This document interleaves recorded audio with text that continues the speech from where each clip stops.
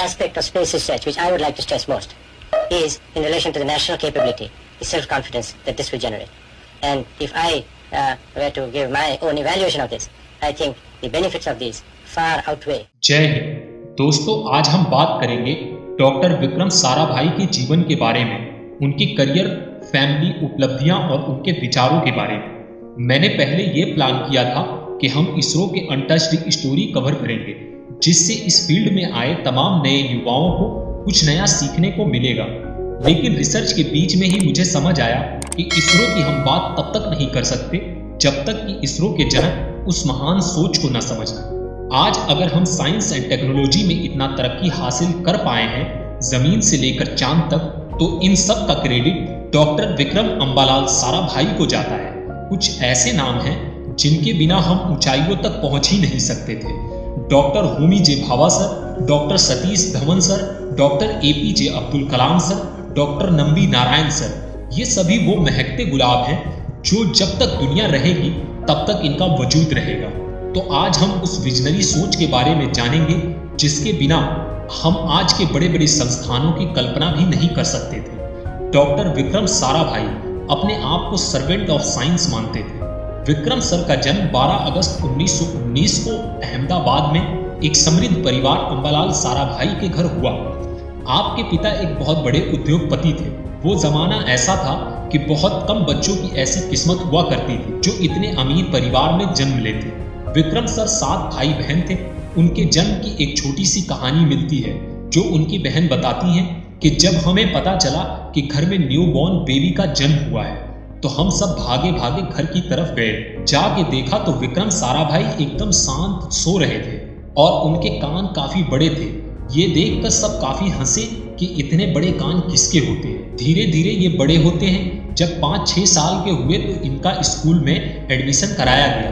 आपको पता है, विक्रम सर को मशीनों से ऐसा लगाव था कि सोते जागते, खेलते खाते, यहाँ तक कि वॉशरूम में भी अपने साथ स्टीम इंजन लेके जाया करते थे। हमारे गांव देहात में एक कहावत है, कहते हैं पूत के पांव पालने में नजर आ जाते हैं। इट्स मीन कि बच्चे की प्रतिभा उसके बचपन में ही दिखने लग जाते हैं। बस उस वक्त माँ बाप को गौर करके उसी डायरेक्शन में काम करने की जरूरत होती है। खैर, आगे बढ़ते हैं। विक्रम सर की शुरुआती एजुकेशन उनकी माँ के द्वारा बनाए गए school the Montessori home school में हुई और उसके बाद हायर एजुकेशन के लिए इंग्लैंड चले गए। उस वक्त क्योंकि ब्रिटिश इंडिया का दौर था तो उच्च स्तरीय शिक्षा के लिए अक्सर लोगों को इंग्लैंड ही जाना पड़ता था और कम ही लोग जा पाते थे। भारत में उस वक्त तो एंटीबायोटिक नहीं थी, लोग मर रहे थे बीमारी से, भूख से। ऐसे में एजुकेशन तो आप भूल ही जाइए। लेकिन चूंकि विक्रम साराभाई अमीर परिवार से थे तो इंग्लैंड गए पढ़ने के लिए। वहां कैम्ब्रिज यूनिवर्सिटी के सेंट जॉन्स कॉलेज में एडमिशन लिया और नेचुरल साइंस में अपना कोर्स कंप्लीट किया। उसी समय इनके ही पैरेलल चल रहे थे एक और महान साइंटिस्ट जिनका जिक्र स्टार्टिंग में किया था, डॉक्टर होमी जहांगीर भाभा। इन दोनों लोगों की आगे चलकर काफी अच्छी बॉन्डिंग हो गई। जबकि डॉक्टर होमी भाभा विक्रम साराभाई से 10 साल बड़े थे। इनके बारे में अगर आप लोग बोलोगे तो अलग से एक वीडियो किया जाएगा और इनके महान कामयाबी के बारे में बताया जाएगा। अभी लौटते हैं विक्रम सर के जीवन की तरफ। तो विक्रम साराभाई को वर्ल्ड वॉर 2 के कारण भारत वापस आना पड़ा। इन्होंने एक और महान साइंटिस्ट रमन सर के अंडर रहकर ट्रॉपिकल साइंस कॉस्मिक पर अपनी PhD कंप्लीट की। उसी दौरान इनकी मुलाकात होती है इनकी होने वाली पत्नी मृणालिनी साराभाई से। इनकी मुलाकात खुद होमी भाभा कराते हैं। मृणालिनी जी क्लासिकल डांसर थी। शुरुआती दिनों में तो मृणालिनी जी ने कोई इंटरेस्ट नहीं लिया, लेकिन बाद में प्यार हुआ और फिर सितंबर 1942 में शादी हो गई और फिर 2 बच्चे हुए, कार्तिक के साराभाई और मलिका साराभाई। शादी के बाद ये अपनी पत्नी को साथ लेकर दोबारा इंग्लैंड जाते हैं पढ़ने के लिए। 1947 में फिर जब फाइनली वहां से वापस आते हैं तो उस वक्त तक हम आजाद हो चुके थे। लेकिन सिर्फ आजादी मिली थी दोस्तों, बाकी कुछ नहीं था। पूरा देश गरीबी के आंच से झुलस रहा था। अब क्या किया जाए, सब कुछ नए सिरे से शुरुआत करना था। तो इस चीज के लिए डॉक्टर विक्रम साराभाई और डॉक्टर होमी जे भाभा ने दिन रात एक कर दिया। अब मौका आ गया था कुछ कर दिखाने का। सबसे पहले इन्होंने PRL physical research laboratory start किया, क्योंकि ये बात उनके समझ में आ गया था कि देश के जो हालात हैं ऐसे में हाथ पर हाथ धरे रहे तो कभी उभर नहीं पाएंगे, इसलिए कुछ तो करना ही होगा। उस वक्त ये था कि जितने भी बड़े बड़े संस्थान थे लगभग सभी का हेडक्वार्टर बॉम्बे में हुआ करता था।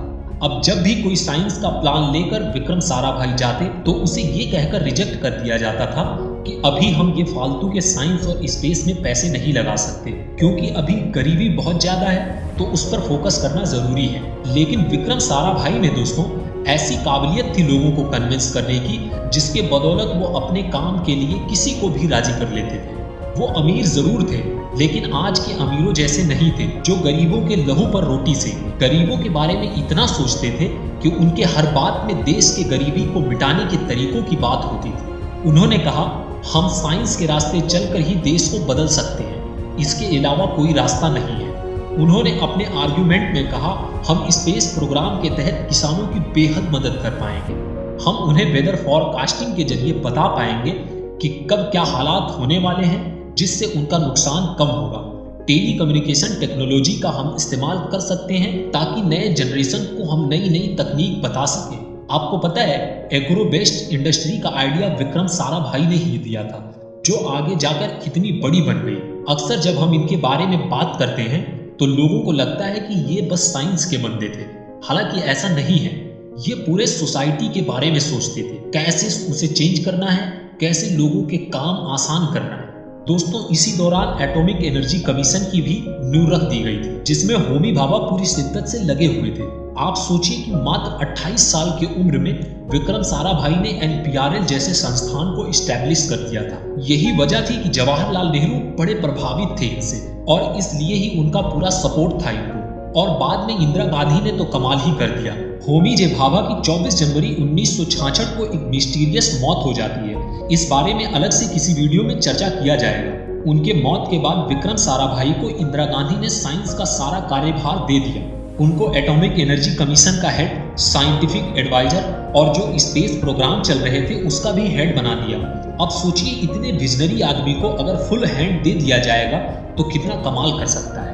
अब बारी थी एक ऐसे स्पेस लॉन्च स्टेशन के बनने की जिसकी सख्त जरूरत थी, क्योंकि आपको पता होगा उस वक्त रसिया ने अपना स्पुतनिक रॉकेट लॉन्च कर दिया था। विक्रम साराभाई ने तमाम मिनिस्टर्स और पीएमओ को कन्विंस कर लिया कि एक अपना स्पेस एंड टेक्नोलॉजी प्रोग्राम होना चाहिए, और फिर नींव रखी गई इनकॉस्पर यानी Indian national committee for space research, जो कि बाद में जाके इसरो यानी इंडियन स्पेस रिसर्च ऑर्गेनाइजेशन में बदला गया। और आज के टाइम में इसरो और DRDO भारत की रीढ़ की हड्डी है, जिसमें सबसे इम्पोर्टेंट है Indian institute of management IIM Ahmedabad. बहुत से लोग ये चाहते थे कि IIM का हेडक्वार्टर बॉम्बे में रखा जाए, लेकिन विक्रम साराभाई ने कहा नहीं, यहाँ ज़्यादा बेहतर है, क्योंकि उस वक्त अहमदाबाद टेक्सटाइल हब था। विक्रम साराभाई का व्यक्तित्व इतना कमाल का था कि क्या ही कहा जाए। एक बार की बात है कि विक्रम साराभाई के कुछ स्टूडेंट कुछ एक्सपेरिमेंट कर रहे थे तो एक इंस्ट्रूमेंट जल गया। काफी महंगा था। अब सब परेशान थे कि हमने सरकार की इतनी महंगी चीज जला दी, अब साराभाई आएंगे तो क्या जवाब दिया जाएगा। सभी घबराए हुए थे कि साराभाई सीटी बजाते हुए आ गए। एक लड़के ने हिम्मत करके सब कुछ बता दिया तो साराभाई मुस्कुराते हुए बोले, तो क्या हुआ अगर जल गया, तुम साइंस के स्टूडेंट हो, आगे से ध्यान से चेक करके एक्सपेरिमेंट शुरू करो। ऐसी ही एक और स्टोरी मिलती है। एक बार की बात है, डॉक्टर विक्रम साराभाई केरला गए हुए थे। एक दिन की बात है, साराभाई केरल के राजधानी तिरुवनंतपुरम के तट के किनारे बैठे भागवत गीता पढ़ रहे थे। एक लड़का देखा तो आकर उनके पास बैठ गया, और जब देखा कि वो गीता पढ़ रहे हैं तो जोर जोर से हंसने लगा और कहने लगा, लोग भी कितने बेवकूफ हैं कि साइंस के आधुनिक जमाने में पुराने जमाने की किताब पढ़ते हैं। वो कहने लगा, आप जैसे मूर्ख लोग अगर ये पुराने जमाने की किताब पढ़ने के बजाय साइंस को अपना बहुमूल्य समय दें तो देश और दुनिया कहां से कहां पहुंच जाए। साराभाई ने उसकी तरफ देखा और देखकर मुस्कुराने लगे और पूछा, तुम कौन हो और यहाँ कैसे आए हो। लड़के ने बताया कि मैं कोलकाता का रहने वाला हूँ और अपनी पढ़ाई साइंस से की है, अब आगे भाभा एटॉमिक रिसर्च सेंटर में अपना करियर बनाने आया हूँ। फिर लड़के ने कहा, आप भी साइंस पढ़िए, इन सब किताबों के चक्कर में ना पढ़िए। अब साराभाई के निकलने का वक्त था। उनकी लाल बत्ती वाली गाड़ी आती है और 4 बॉडीगार्ड हथियार से लैस आके गाड़ी को घेर लेते हैं। ये सब देखकर लड़का काफी घबरा गया और कहने लगा, आप कौन हैं? तब डॉक्टर साहब ने कहा, मैं डॉक्टर विक्रम साराभाई हूँ और भाभा एटॉमिक रिसर्च सेंटर का प्रेसिडेंट हूँ। ये सुनकर वो शर्म से पानी पानी हो गया और माफी मांगने लगा। तो दोस्तों ऐसे थे हमारे सारा भाई। आज अगर कोई गांव का एक सरकारी टीचर हो जाता है तो उसके चाल और बात करने का तरीका बदल जाता है। और ये इतने बड़े बड़े पदों पर होकर भी इतने नर्म मिजाज के थे। कुछ समय आगे जाकर उनकी मेहनत, लगन और उनके अच्छे व्यवहार की वजह से नासा के साथ मिलकर सैटेलाइट सफल टेलीविजन एक्सपेरिमेंट किया गया। उसके बाद सबसे अद्भुत काम जो हुआ वो पहला सैटेलाइट आर्यभट्ट रूस की मदद से लॉन्च किया गया। एक बात हमेशा से पाया गया है कि हमने ऐसे मौके पर इतने महत्वपूर्ण साइंटिस्टों को खोया है जहां उनकी सख्त जरूरत थी, फिर चाहे वो होमी जे भाभा हो या अब्दुल कलाम सर हो या फिर विक्रम साराभाई हो। विक्रम साराभाई की जब सख्त जरूरत थी स्पेस एंड टेक्नोलॉजी प्रोग्राम को, उसी समय 30 दिसंबर 1971 को वो आंख बंद कर लेते हैं। और इस तरह हमने एक महान साइंटिस्ट को 1971 में खो दिया। लोगों का ऐसा मानना है कि विक्रम साराभाई की भी मौत नॉर्मल मौत नहीं थी, क्योंकि वो पूरा दिन काम करके रात सोए थे और जब सुबह नहीं उठे तो दरवाजा तोड़ा गया, तो बेड पर मृत्यु पाया गया उन्हें। इस बात में कितनी सच्चाई है, अगर आप जानते हैं तो कमेंट करके जरूर बताएं। वीडियो को अंत तक देखने के लिए धन्यवाद। मिलते हैं नेक्स्ट वीडियो में, तब तक के लिए वीडियो को लाइक एंड शेयर और चैनल को सब्सक्राइब करें।